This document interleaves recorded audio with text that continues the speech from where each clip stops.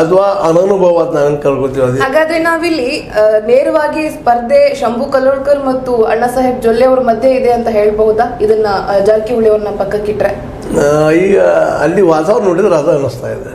ಯಾಕಂದ್ರೆ ಈಗ ಇರೋದು ಡಿಫೆಂಡ್ ಹೆಸರು ಮೇಲಪ್ಪ ಅಂತಂದ್ರೆ ಸ್ವತಃ ಮಧ್ಯದಲ್ಲಿ ಅವರು ಶಂಭು ನಮ್ಮ ಕಲ್ಲೋಳ್ಕರ್ ಅವ್ರು ಹೇಳ್ತಾರೆ, ಇಲ್ಲಪ್ಪ ಆ ಹುಡುಗಿ ನಿಲ್ಲಿಸಲಾರ ತಾವು ನಿಂತಿದ್ದು ಚೆನ್ನಾಗಿತ್ತಲ್ಲ, ಬಸ್ಸಿನೇರಿದ್ರು, ಅನುಭವ ಇತ್ತು, ನಿಲ್ಬೇಕಾಗಿತ್ತು, ತಾನಾಗಿ ನಿಲ್ಲ ಅಂದ ತಕ್ಷಣ ಅವ್ರು ಮಾತು ನೆನಪು ಮಾಡ್ಕೊಂಡು ಹೇಳ್ತಾರೆ, ಇಲ್ಲ ಅಲ್ಲಿ ಒಂದು ಚಿನ್ನದ ಮಟ್ಟ ಇರುತ್ತಿರೋದು ಡಿಪಾರ್ಟ್ಮೆಂಟ್ ಸಿಕ್ಕಲ್ಲ, ಅದಕ್ಕೆ ಅವ್ರು ಬರಲಿಲ್ಲ, ತಮ್ಮ ಮಗಳು ನಿಲ್ಲಿಸಿದಾರೆ.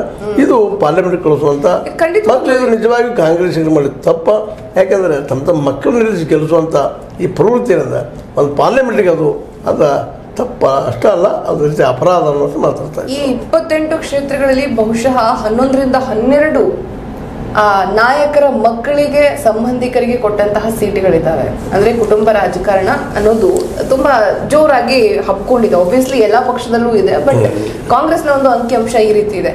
ಓಕೆ, ಇವಾಗ ಅಣ್ಣಾ ಸಾಹೇಬ್ ಜೊಲ್ಲೆರವರ ಮಾತಿಗೆ ಬರೋ ಹಾಕಿದ್ರೆ ಯಾವ ಒಂದು ಆಧಾರದ ಮೇಲೆ ಜನ ಅವ್ರಿಗೆ ಓಟ್ ಹಾಕಬೇಕು? ಆಲ್ರೆಡಿ ಇವರು ನಮ್ಮ ಕ್ಷೇತ್ರದಲ್ಲಿದ್ದಾರೆ, ನಮ್ಮ ಬಗ್ಗೆ ಎಲ್ಲ ತುಂಬಾ ಫ್ಯಾಮಿಲಿಯರ್ ಆಗಿದ್ದಾರೆ, ನಮ್ಮ ಕ್ಷೇತ್ರದ ಸ್ಥಿತಿಗತಿಗಳು ಇವ್ರಿಗೆ ಗೊತ್ತಿದ್ದಾವೆ ಅಂತ ಹೇಳಿ ಏನೋ ಕೊಂಚನಾದ್ರೂ ಅಭಿವೃದ್ಧಿ ಮಾಡಿದ್ದಾರೆ ಅನ್ನೋ ಕಾರಣಕ್ಕೆ ಅವ್ರಿಗೆ ಓಟ್ ಹಾಕ್ತಾರೆ ಅಂತ ಅನ್ಸುತ್ತಾ, ಅಥವಾ ಬೇಡ ಒಂದು ಹೊಸಬ್ರಿಗೆ ಚಾನ್ಸ್ ಕೊಡೋಣ ಅಂತ ಆ ಜನರ ಮನಸ್ಥಿತಿ ಬಂದಿರಬಹುದು ಅನ್ಸುತ್ತಾ ಸರ್? ಏನ್ ಅನ್ಸುತ್ತೆ ನಿಮ್ಗೆ?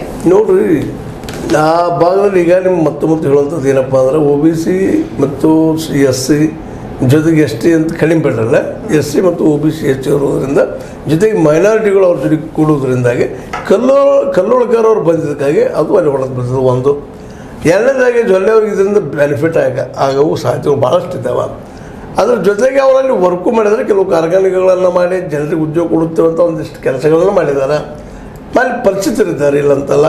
ಅಲ್ಲಿಯ ಚಿಕ್ಕೋಡಿಯ ಮನೆ ಮಗ ಅವರು, ಅಂದರೆ ಲಾಸ್ಟ್ ಟೈಮ್ ಒಬ್ಬ ಬಲಿಷ್ಠ ನಮ್ಮ ಹುಕ್ಕೇರಿ ಅವರನ್ನು ಸೋಲಿಸಿದಂಥವರು.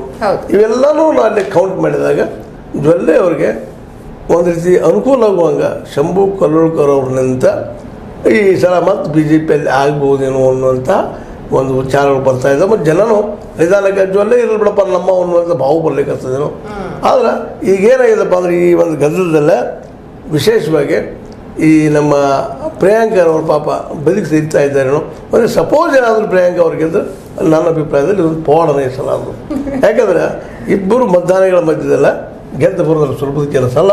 ಹಾಗಂತೇಳಿ ವೀಕ್ ಅಂತ ಹೇಳ್ತಾ ಇಲ್ಲ, ಅನನುಭವ ಜೊತೆಗೆ ಶಂಭು ಕಲ್ಲೋಳ್ಕರ್ ಅವರು ಇವರು ಬುಟ್ಟಿಗೆ ಕೈ ಹಾಕಿದ್ದಾರೆ. ಅವರು ಮೇಲ್ಜಾತಿ ಅಥವಾ ಇವರು ಲಿಂಗಾಯತರಲ್ಲಿ ಜೊಲ್ಲೆ ಅವರು ಮೇಲ್ವರ್ಣೀಯರು ಮತ್ತು ಸನಾತನ ಧರ್ಮ ಅಂತಂತಾರೆ ಎಂದು ಅಥವಾ ಇನ್ನೂರು ಮೇಲ್ಜಾತಿಗಳ ಓಟ್ಗಳು ತೆಗೆದುಕೊಳ್ಳುವಂಥ ಸಾಧ್ಯತೆಗಳಿದ್ದಾವೆ.